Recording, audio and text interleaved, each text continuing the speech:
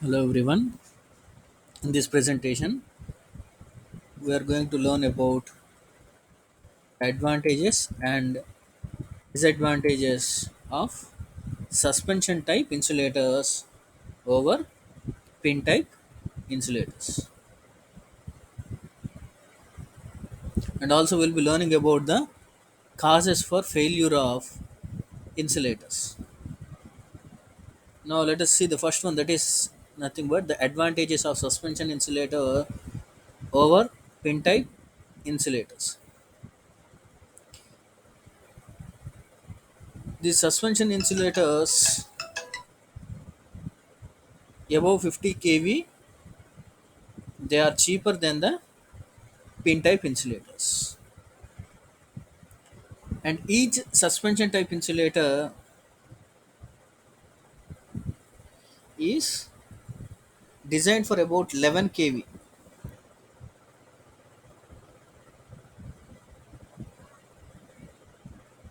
to 16 kV, depending on the HT line voltage. Number of insulators are connected in series as a string, whereas it is not possible in pin type insulators. Means if it is 33 kV, then we use 3 insulators, or if it is 66 kV, then we use 6 suspension type insulators. And string of suspension insulators are always more flexible, due to which stress produced by the winds can withstand. Means they will move according to the wind movement also, so that it can withstand to the higher winds. Whereas this pin insulator is more rigid, hence the stress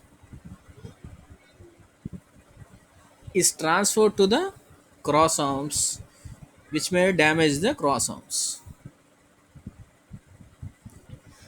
And here the line conductor is fixed at below the string of suspension insulators, which are hanged to the cross arm of the tower.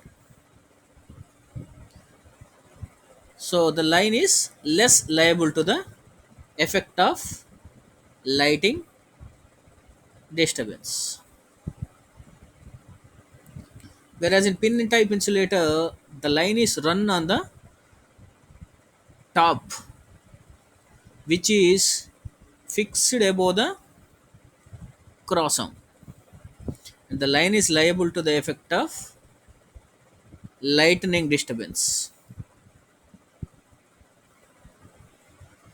And in suspension type insulators, the line capacity can be increased by adding more disc insulators, whereas it is not possible in case of pin type insulators.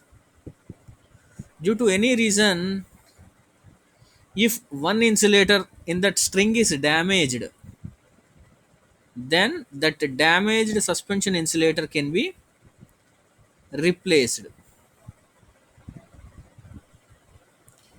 If in pin insulator it is damaged, then it can be replaced with new one.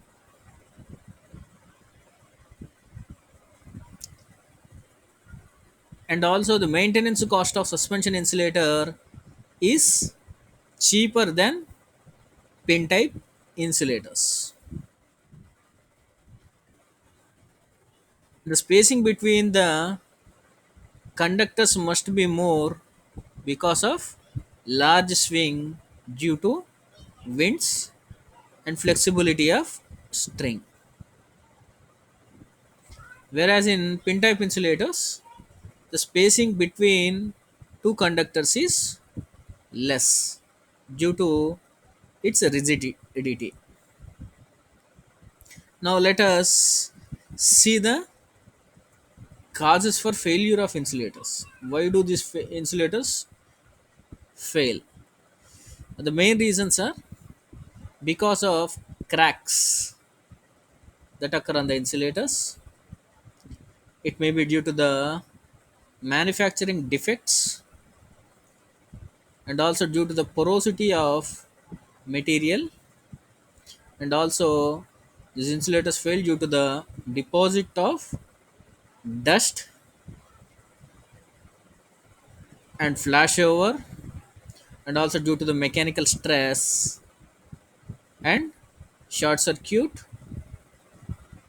Now let us see the first one, that is cracks. Porcelain, steel and cement are having different temperature coefficients, so the expansion is not uniform due to change in temperature. So stress on each material is not uniform. Hence, cracks are developed. To reduce the development of cracks, elastic cushions are provided at the joints. The second one is the manufacturing defects. While manufacturing, air bubbles are developed inside if the material is not properly compressed and fired. It can be identified by routine tests.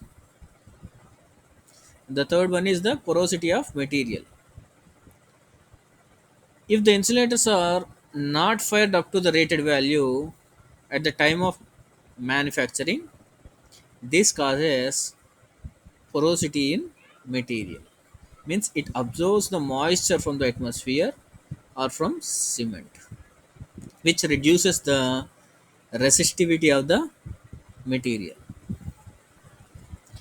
and the leakage current increases due to this.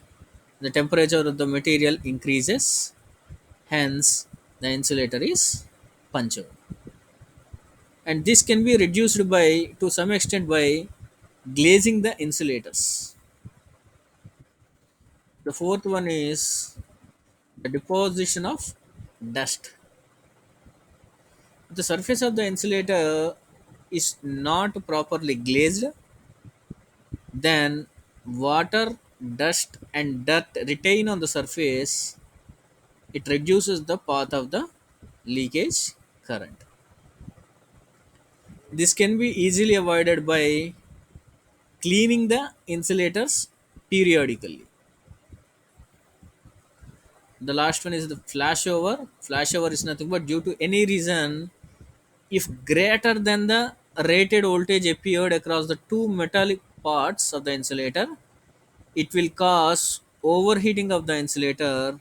Hence, the insulator gets damaged. The mechanical stress, the tensile strength of the porcelain insulator is low, so the stress produced due to heavy wind pressure insulators get damaged. And we know that what is meant by short circuit. Short circuit is nothing but whenever a large board reaches near to the insulator, it causes short circuit between conductors and metal part of the insulator, and it damages the insulators. Okay. From this presentation, we have learned about the advantages and disadvantages of suspension type insulators over pin type insulators, and also we have learned about the causes for failure of insulators. Thank you very much for listening with patience.